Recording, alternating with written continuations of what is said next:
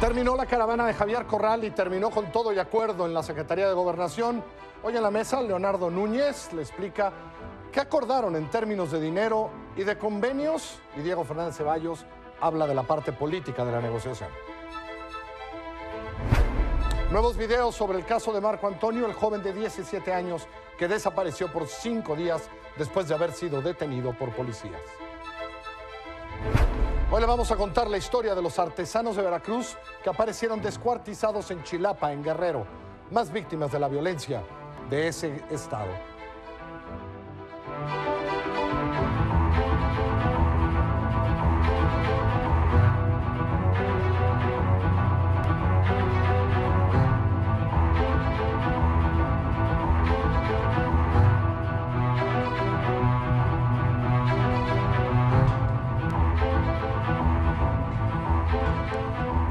Buenas noches, bienvenidos. Yo soy Carlos Puch. Esto es Milenio Televisión. Son las 10 de la noche, la hora de las noticias, en este lunes 5 de febrero del año 2018.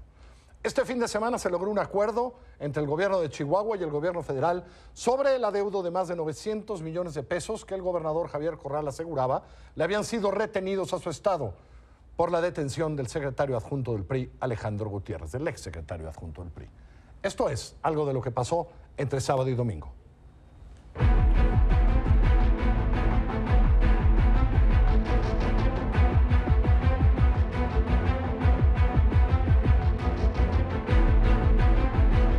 Ayer llegó a la Ciudad de México la caravana por la dignidad encabezada por el gobernador de Chihuahua, Javier Corral, que salió de Ciudad Juárez el 21 de enero y que exigía la extradición del exgobernador César Duarte y el pago de más de 700 millones de pesos que, de acuerdo con el gobernador, la Secretaría de Hacienda retuvo a la entidad.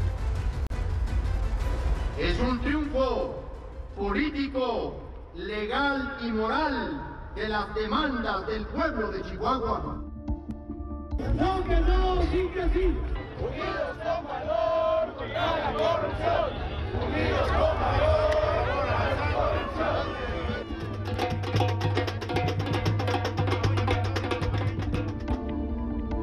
El sábado en la noche, Corral se había reunido con el secretario de Gobernación, Alfonso Navarrete Prida, para lograr un acuerdo sobre las demandas. Consiguió la entrega de los recursos que solicitaba. El gobierno federal se compromete a la entrega inmediata de los recursos convenidos que ascienden a 900 millones de pesos, mismos que deberán formalizarse la próxima semana. Sobre el exsecretario adjunto del PRI, Alejandro Gutiérrez, acusado de desviar 250 millones de pesos de Chihuahua a las campañas del partido, también llegaron a un acuerdo. En el caso del procesado Alejandro Gutiérrez, quien se encuentra recluido en el Centro Penitenciario Estatal, el gobierno de Chihuahua, en apego a su compromiso permanente con la transparencia, manifiesta su disposición para que el señor Gutiérrez sea trasladado al Centro Federal de Readaptación Social número 9, ubicado en Ciudad Juárez, Chihuahua, estando sujeto a proceso por el juez de su causa. Corral aseguró que el gobierno federal acelerará el proceso a las solicitudes de detención contra el exgobernador prófugo César Duarte. Ayer, Corral afirmó que el fin de la caravana no era el fin del movimiento y que su siguiente paso es convocar a una Asamblea Nacional de Gobernadores para poner fin a la corrupción política. El federalismo se hace valer cuando los estados, con dignidad, demandan los recursos a los que tienen derecho, y no cuando tienen los gobernadores que arrodillarse suplicando que la discrecionalidad del poder los favorezca. Con información de Ana del Rivero, Milenio Noticias.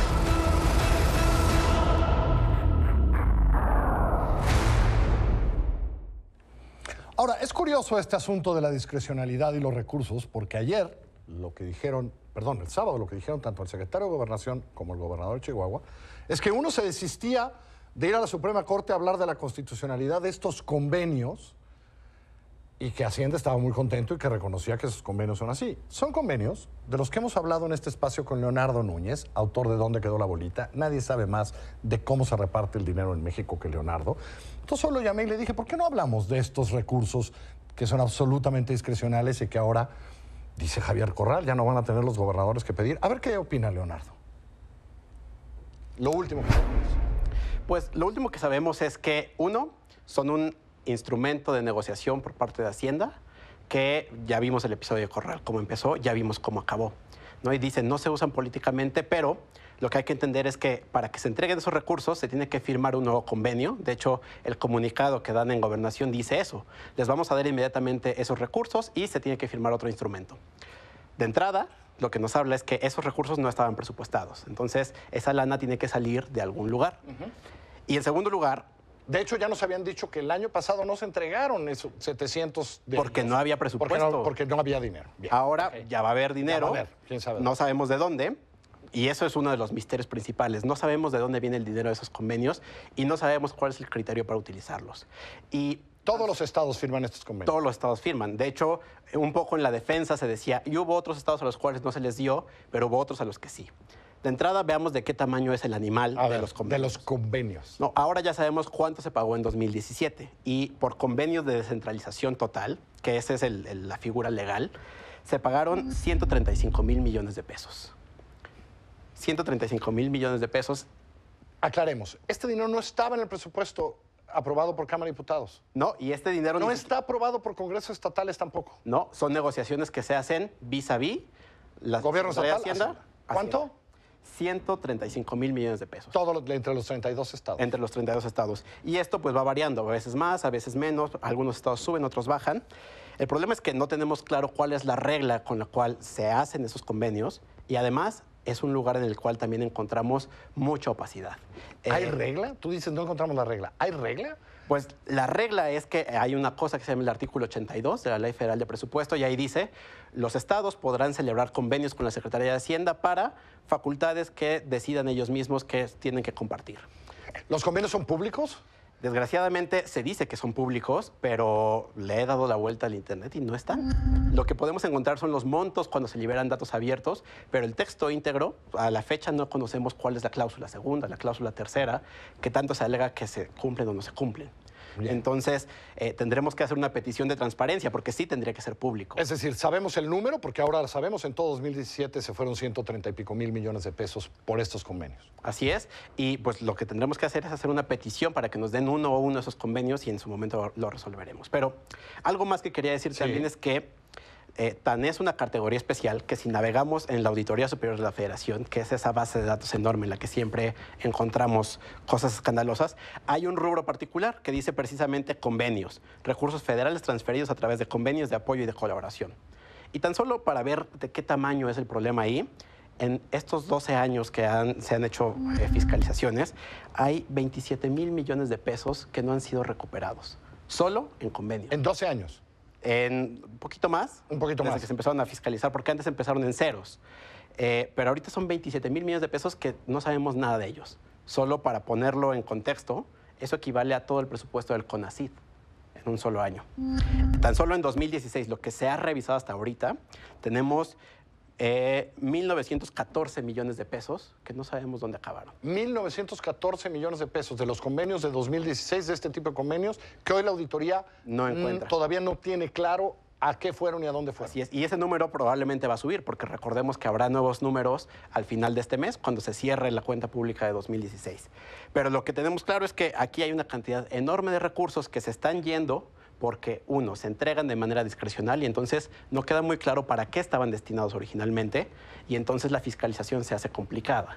Tú me decías que esto es completamente legal la primera vez que lo hablamos. Claro, y ellos mismos lo reconocen, ¿no? Como bien mencionaste al principio, ellos dicen, sobre el convenio que ha sido objetado, ambas instancias reconocen la juridicidad. Pero lo que iba a hacer Corralo, con lo que amenazó, era ir a la Suprema Corte y decir, oye, a lo mejor esto es legal, pero no es constitucional de alguna manera, ¿no? Claro. Y eso ya no va a suceder. Ya no va a suceder porque parte de la negociación fue, tú quitas esto, ya no vas a hacer controversia constitucional. Y seguimos haciendo nuestros convenios. Y seguimos haciendo el convenio. Y entonces acabamos donde empezamos. Incluso tal vez peor. Porque ahora no solamente ha quedado expuesto que la Secretaría de Hacienda tiene el control unilateral y que los estados están sometidos a negociar, sino que además todos están contentos con ese arreglo. Piénsalo bien, todos están contentos porque, Claro. si mandas un secretario de Hacienda estatal simpático a hablar con quien dispersa los recursos y se caen bien, pues a lo mejor te van a tocar más, ¿no? Claro. Y pues en este caso todos perdemos. Leonardo explicándole cómo ahora resulta que nadie va a decir que estos arreglos después de presupuesto entre estados ya no voy a ir a la Suprema Corte, dijo Javier Corral, échame mi dinerito. Y Hacienda dijo, sí, te doy 900 más, pero déjame seguir gastándome 1000 y pico. Diego Fernández Ceballos. Carlos. Sé que estuviste en Chihuahua, ahí has de haber platicado con Javier Corral. ¿Cómo viste que acabó todo esto? Muy bien, muy bien. Yo estoy de acuerdo con Leonardo en lo fundamental, menos en la última parte, y les voy a decir por qué. Yo dije en mi columna de hoy, ganaron ellos y ganamos todos. ¿Por qué? Porque es cierto que hay algunas voces que cuestionan estos arreglos.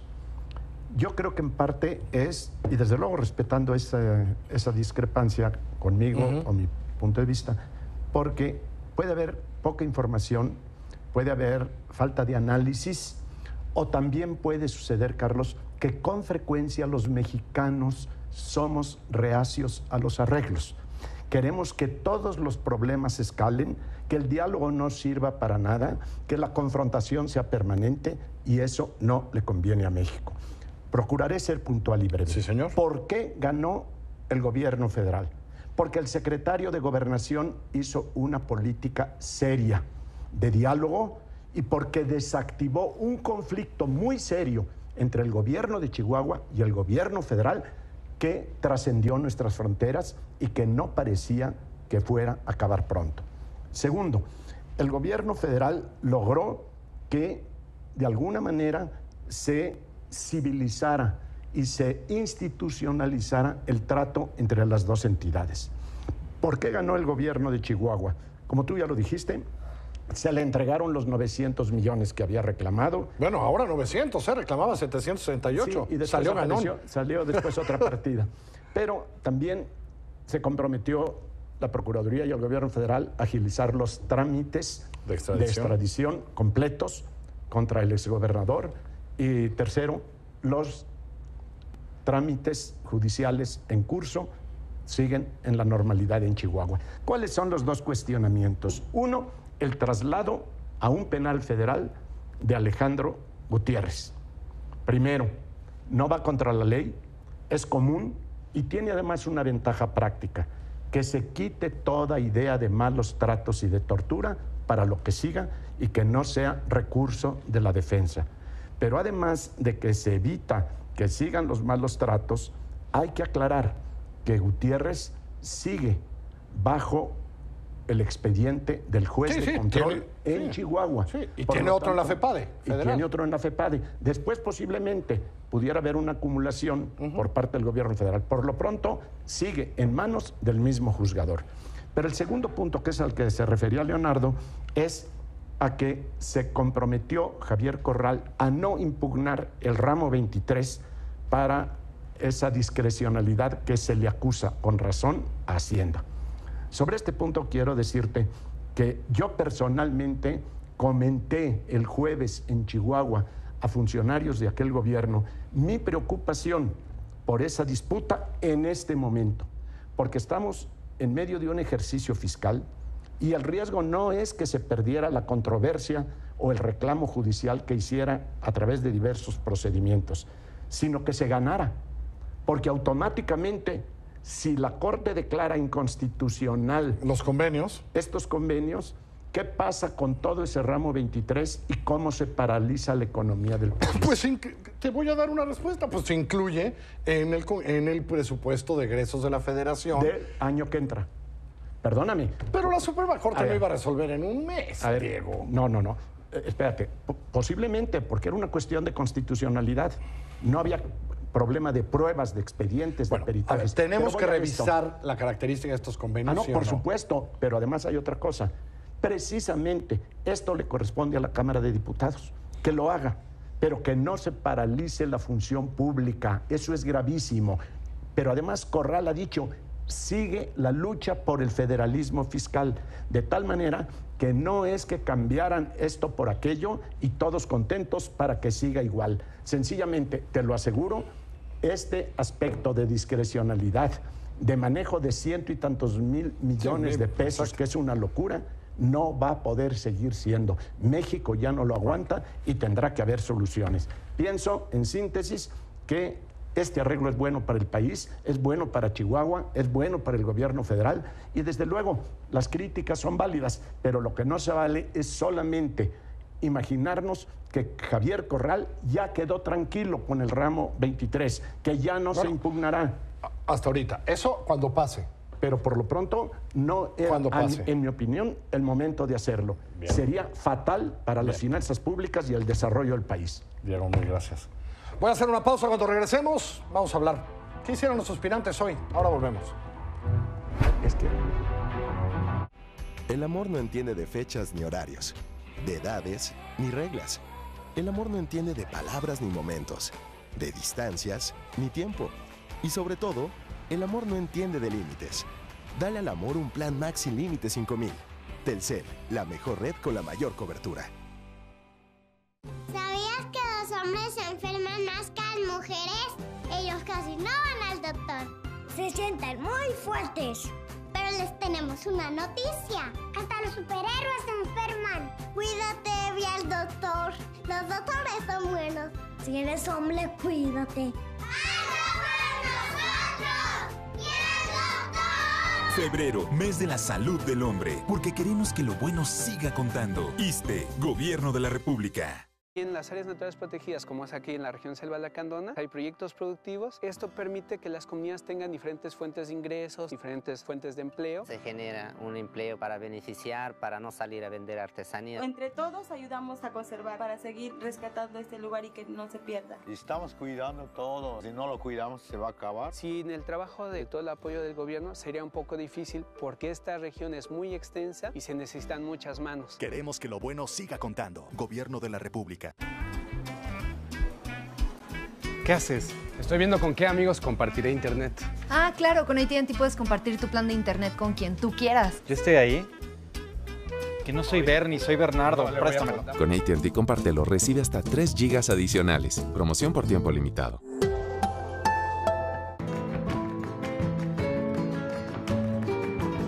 Bodegas Lleiroso. Máxima expresión. Ribera del Duero.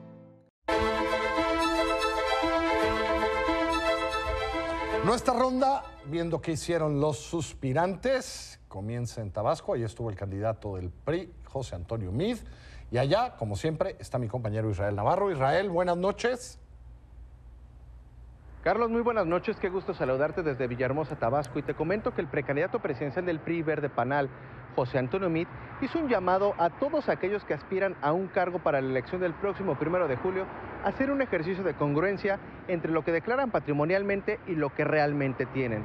Esto lo dijo al participar en un encuentro con militantes del Partido Nueva Alianza, donde defendió su iniciativa anticorrupción, la cual dijo irá contra este tipo de políticos. Más tarde, Carlos, a través de su cuenta de Twitter, José Antonio Meade enfatizó un poco más este llamado a la corrupción y dijo que nadie que aspira a la presidencia de la República puede estar fuera de la ley. Carlos, veamos cómo lo dijo José Antonio Meade. Porque yo puedo declarar impuestos, puedo declarar 3 de 3, puedo tener una vida ordenada, pero cuando reviso los registros públicos de la propiedad, pues resulta que como el nopal, pues tiene unas propiedades que se descubren todos los días. José Antonio Meade, Carlos, también fue cuestionado acerca de cómo sería su relación con Donald Trump, la cual dijo sería de respeto. Además dijo de que México no debe depender de un tratado como el Tratado de Libre Comercio. Veamos cómo lo dijo Carlos. Frente a un reto como el de Trump, lo que México tiene que hacer es la tarea. México tiene que darse cuenta que puede tener como hoy condiciones difíciles en el marco internacional.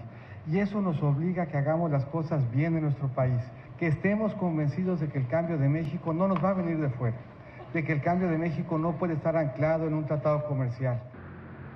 Por último, Carlos, mañana José Antonio Meade se reunirá con militantes del Partido Revolucionario Institucional en Guanajuato, esto para impulsar la candidatura del precandidato del PRI a la gubernatura, Gerardo Sánchez. Carlos, es el reporte que te tengo. Muchísimas gracias, Israel. Israel en Tabasco y de ahí pues ya se va a Guanajuato. Muy buenas noches. Aquí en la Ciudad de México, el precandidato de la coalición por México al Frente, Ricardo Anaya, se reunió con jóvenes. El reporte lo tiene mi compañera Selene. Selene, muy buenas noches. ¿Qué tal, Carlos? Pues el precandidato de la coalición por México al Frente, Ricardo Anaya, asegura que ha comenzado la guerra sucia y en medio de algunos señalamientos de corrupción en su contra, Ricardo Anaya hoy lanzó un reto a sus adversarios políticos Andrés Manuel López Obrador y José Antonio Meade. Les pidió desde la Ciudad de México que se dejen de rodeos y que por fin se pronuncie si están en contra o a favor de la reforma al artículo 102 constitucional que tiene que ver con los nombramientos del fiscal general anticorrupción y para delitos electorales de manera autónoma e independiente y que no tenga que ver el Poder Ejecutivo con estos nombramientos. Así lo dijo el precandidato de la coalición por México al Frente. Quiero desde aquí emplazar, retar a los otros dos candidatos a la presidencia de la República para que ya se dejen de rodeos y contesten con claridad sí o no apoyan la reforma al artículo 102 para que la Fiscalía sea autónoma e independiente. Y con una Fiscalía autónoma entonces sí, que hagan toda la guerra sucia que quieran y llevemos los asuntos al escritorio del fiscal. Ahí va a quedar claro quién habla con la verdad en este país. Carlos, Ricardo Anaya continuará sus trabajos de precampaña aquí en la Ciudad de México. Nosotros estaremos muy pendientes. Selene, como siempre, muchísimas gracias. Muy buenas noches. Selene Flores está allá con Ricardo Anaya. Buenas noches. En Puebla, José Antonio Belmont, donde estuvo hoy el aspirante de Morena, Andrés Manuel López Obrador, ahí habló de la Constitución. Hoy es Día de la Constitución, por eso tuvieron ustedes puente. José Antonio, ¿cómo estás? Carlos, te saludo con gusto desde Puebla, donde Andrés Manuel López Obrador recorrió diversos municipios por cuarto día consecutivo aquí en la entidad. Por la mañana, en el municipio de Xutetelco, el precandidato presidencial de la coalición Juntos Haremos Historia se refirió al aniversario de la promulgación de la Constitución de 1917, que hoy cumple 101 años.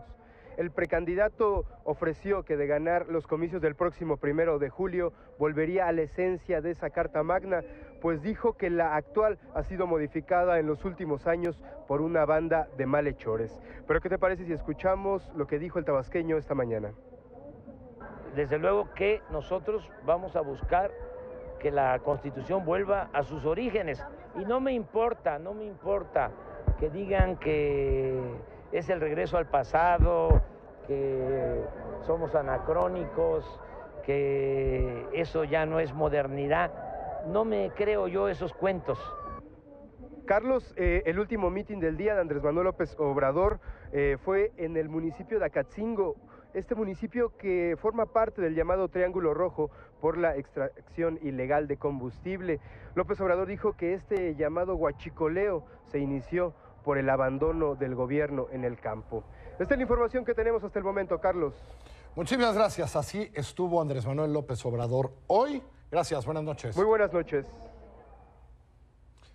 Y aparte Andrés Manuel, pues se peleó todo el día con Jesús Silva Herzog Márquez, compañero de esta mesa. No le gustó lo que le dijo Chucho hoy en su columna, ya lo hablaremos en los próximos días.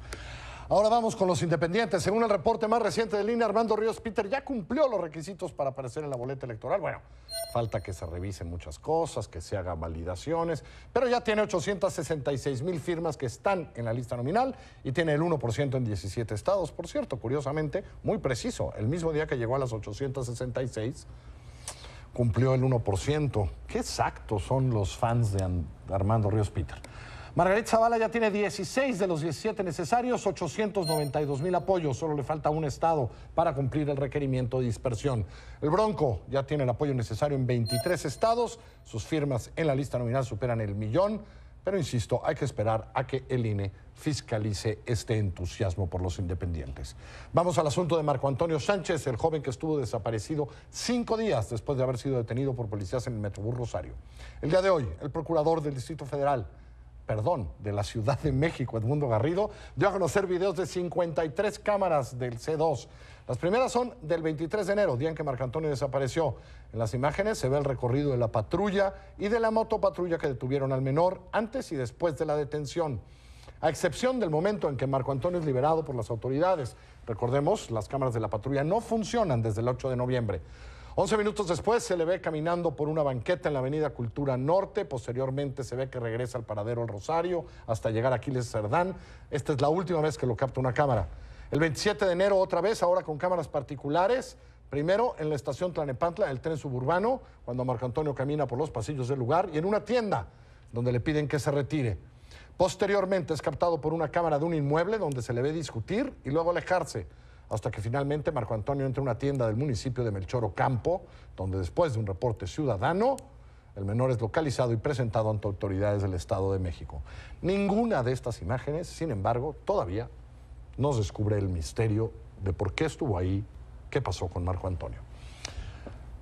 Ven el tamaño de nuestra violencia. El sábado en la noche, un grupo de hombres armados ingresó a un palenque clandestino sobre la carretera Chihuahua-Cuauhtémoc. Son las imágenes que usted está viendo. Abrió fuego contra los asistentes.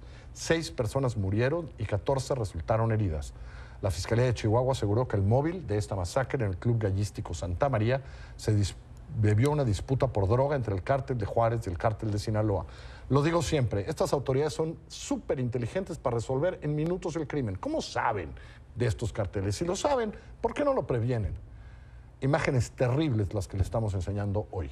En Monterrey, 3 cuerpos fueron encontrados en la cajuela de un vehículo en llamas. Alrededor de las 8 de la mañana, autoridades municipales atendieron el reporte de un incendio y al extinguir el fuego descubrieron los cuerpos. Hasta el momento, los cuerpos no han sido identificados. Y hablando de violencia, el 25 de enero, 5 artesanos viajaron de Aculcingo, Veracruz, para vender artesanías en Chilapa, en Guerrero. Unos días después, sus cuerpos aparecieron descuartizados. Las autoridades dicen que fue el grupo criminal Los Ardillos. Otros que ya ponen el sello del grupo criminal y ya está. Mi compañera Lili Padilla, de Especiales Milenio, le cuenta la historia de 5 víctimas más de la violencia en Guerrero y en particular en Chilapa. Ven a consolar a mis hermanos que están tristes, que perdieron sus familias, sus esposos, Señor, sus hijos, Señor, los siglos de los siglos. Amén. Alabaré, alabaré, alabaré, alabaré, alabaré a mi Señor. Sabemos ahora sí que es muy malo, ahora sí la gente de allá. Pero como nosotros no hacemos nada, ahora sí como andamos vendiendo, pues no sabemos ahora sí, pero sí sabemos que hay gente mala. Los 5 artesanos de origen náhuatl, habitantes de una comunidad de extrema pobreza, fueron a Chilapa a vender muebles rústicos, ignorando que la disputa encarnizada entre los grupos criminales no respeta a sus habitantes y mucho menos a quienes van de fuera. Las autoridades de Guerrero reconocieron que los artesanos fueron asesinados por los criminales que operan en la región, engrosando así la lista de víctimas de la violencia en el estado.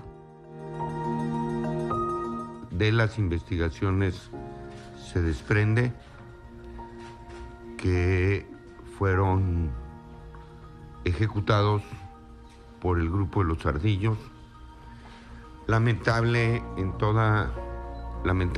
en toda esa zona existen, como sabemos, 2 grupos, Los Ardillos y Los Rojos.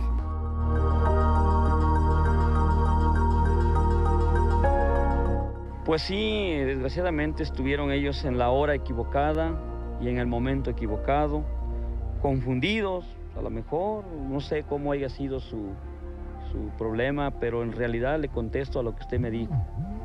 En realidad ellos aquí se van a emigrar porque aquí no tenemos empleo. Se van a emigrar porque tienen hijos y su lucha de ellos es traer un pan a la casa. Ellos no fueron a delinquir o a hacer cosas malas, ellos aquí se dedican a buscar el sostén de la familia, no andar de malos.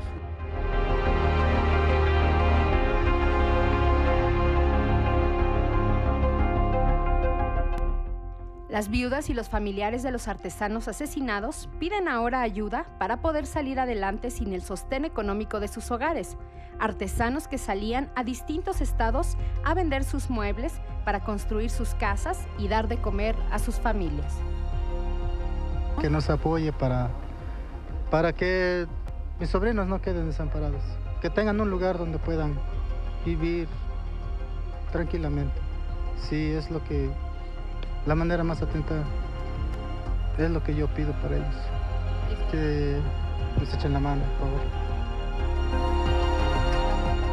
Aguante con cheguas compromisos ni que me espantojnetze. De que me esmatejitlanahuateje. Pero en mi casa él me dijo, mi esposo me lo iba a hacer, pero ya no se pudo. Y lo que más me preocupa de que soy enferma. Y mi niño, pues, me preocupa.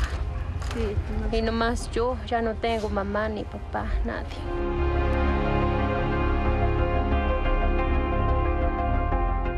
Entonces va uno, pero por necesidad, pues va uno, se arriesga uno. En parte uno dice, ¿sabe qué? Tengan cuidado, acá hay gente mal.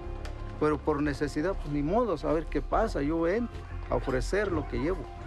Entonces, sí, la necesidad hace que arriesguen la necesidad la vida, nos ¿no? obliga. Entonces, es lo que pasó con, ahora sí, nuestros hermanos, lo que les pasó. Ahora sí, no fueron a pasear o a delinquir o a hacer cosas ilícitas, sino van a ofrecer sus productos para traer un pan a sus hijos, a sus familias. Y por lo que pasó, ellos ¿qué ganaron ahora? Por quitarles la vida, ¿ellos qué obtenieron? Pues nada.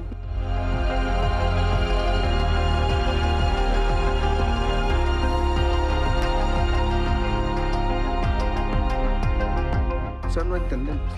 Estamos confundidos y pues la verdad está con temor de salir fuera a otros estados.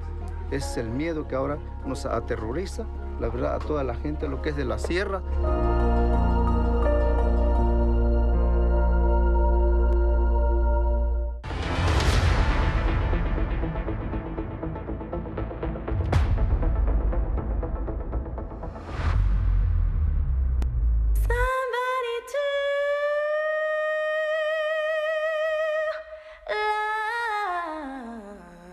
Telcel es la red.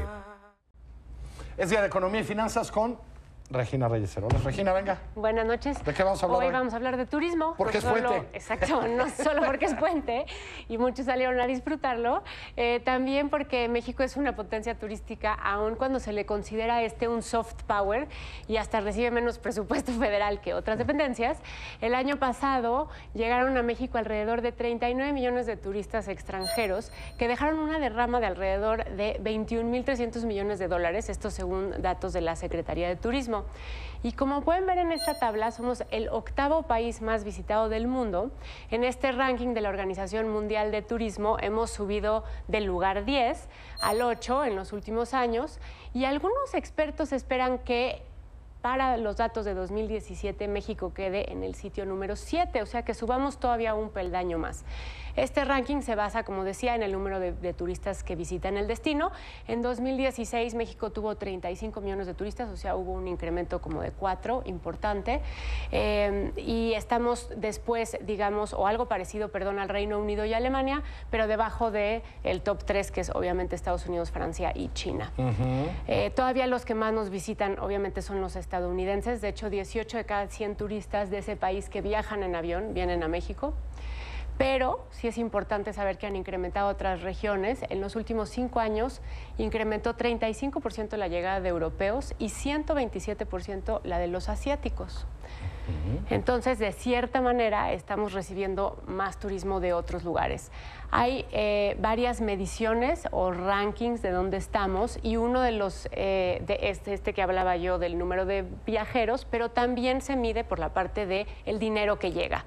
Y en ese sentido, el turismo, México está entre los primeros 10 países en los que el turismo tiene mayor peso en su economía.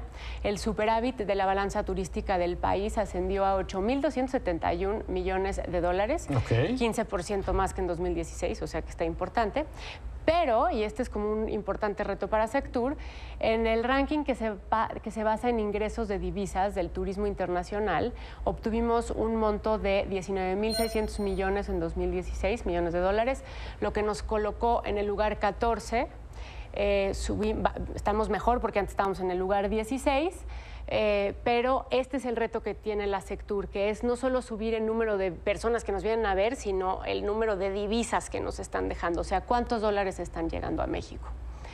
No hay que dejar de mencionar el turismo doméstico, evidentemente, Nunca. porque... Pero importan mucho estos, ¿no? Importan mucho estos, pero al final 82 centavos de cada peso que ingresa al sector vienen de los mexicanos. ¿82? No, pues estamos... sí, aquí tenemos que viajar nosotros. 233 millones de turistas, 233 millones de turistas. No son pocos. Un sector importante y del que vamos a estar hablando pronto porque viene el tianguis turístico además.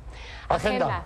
Mañana, el 6 de febrero, más bien es la recepción de ofertas para el Centro Intermodal de Transporte Terrestre del nuevo aeropuerto de la Ciudad de México, que es importante ver cómo vamos a ir y llegar al aeropuerto. Del 6 al 8 es la Expo Manufactura en Sintermex, en Monterrey. El jueves 8 de febrero, Banco de México anuncia su decisión de política monetaria, que también es importante poner... ¿Eso es el 8 de febrero? Eso es el 8. Okay. Y ese día también es el SAP Forum, que es en la Ciudad de México, sobre innovación y tecnología. Así que varios eventos de negocios. Regina, mil gracias. Muchas gracias a ti. Buenas noches.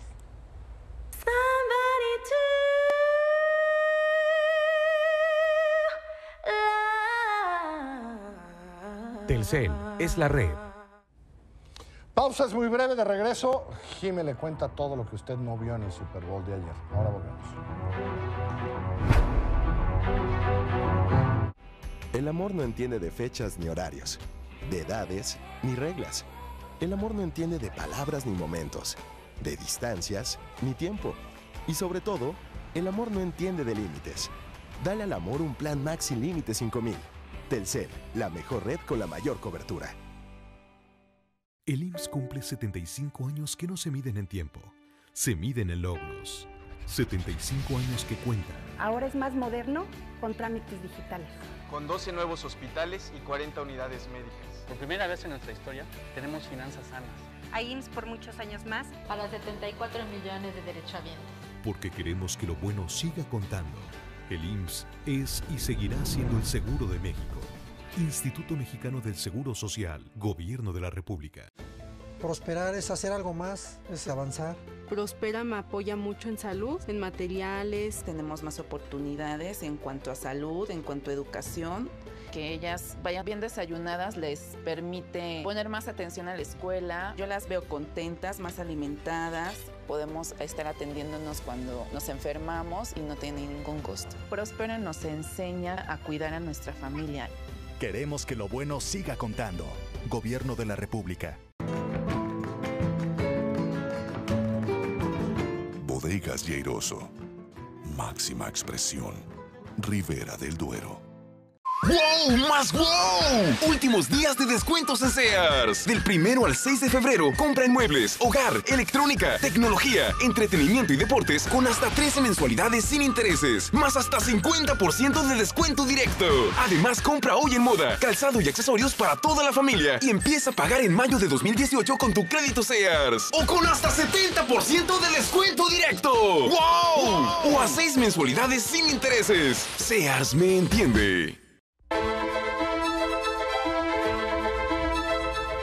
Los deportes hasta ahora los tiene Jimé. Jimé, adelante. Muy buenas noches, Carlos. Pues el día de ayer el Super Bowl 52, ya lo saben, la ciudad de Filadelfia tuvo que esperar 58 años para poder celebrar un título de la NFL de este equipo, el primero en su historia. Estamos viendo imágenes de las celebraciones, la verdad, se volvieron locos.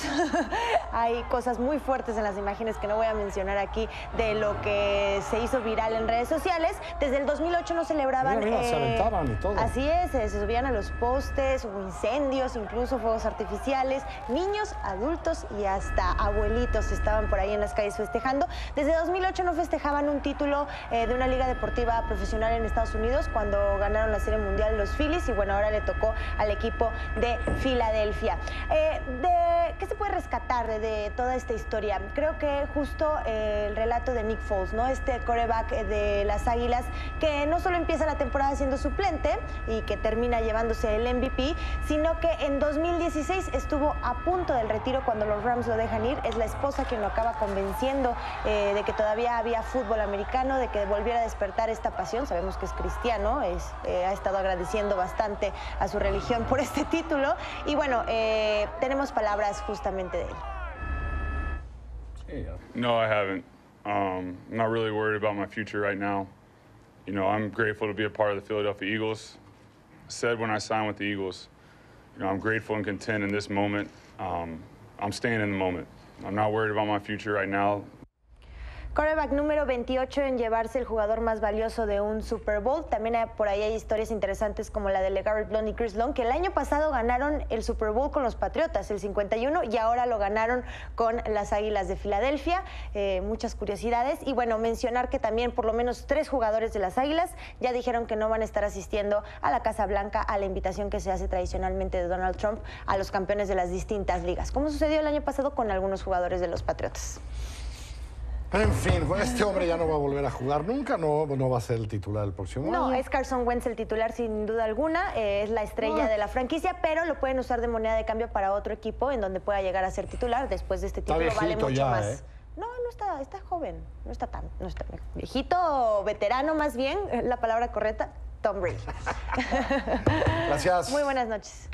Y esto es un adelanto de lo que va a leer usted muy temprano en milenio.com, en el impreso, en la página del directorio. Y aquí, antes que nadie, usted puede saber de qué va a hablar Gil Gámez mañana en su Uno hasta el fondo.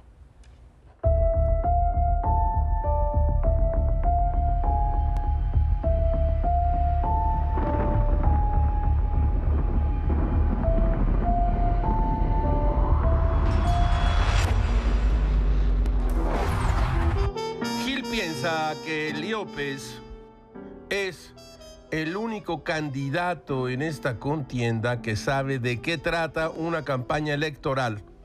De agredir, de persuadir, de ofender a los rivales. Sí, las propuestas son importantes, pero solo si van en la sartén con el aceite hirviendo de la ofensa. López se la sabe, la verdad es que se la sabe de todas. En Zoquitlán, Puebla, dijo, escuchen esto: Anaya es un mafiosillo. Tiene de maestro a Diego Fernández de Ceballos, tiene buen maestro. Hace tiempo dije que era un aprendiz de mafioso y ya Diego lo convirtió en mafiosillo. O sea, ya escaló en la mafia del poder. Gilga cree que este es el verdadero López. El otro, el que hace chistes y se ríe, es un artificio de campaña. Por lo demás, el joven maravilla debería sentirse en un buen lugar. López ha sentido pasos en la azotea. Santos avances, Batman, lo tenemos a tiro de piedra. Como decía la extinta madre de Gil, se los dije. Ahora bien, sin mal, Gámez lo leyó en un tuit de Sergio Zurita. Dice así: Ackerman ha dicho lo siguiente. Sí, John Ackerman. De niño, como buen adolescente gringo, me juntaba con los amigos a ver el Super Bowl.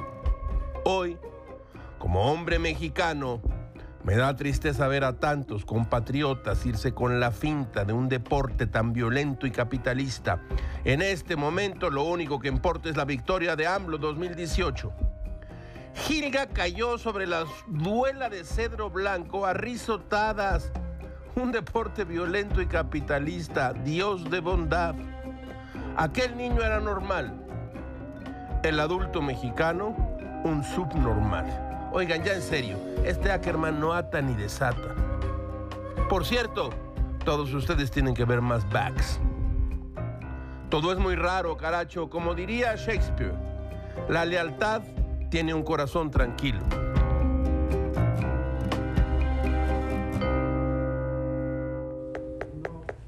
Tenemos que ver más backs, dice Gilga. Gracias, buenas noches. Lo espero mañana. Yo soy Carlos Puch. Que le vaya muy bonito.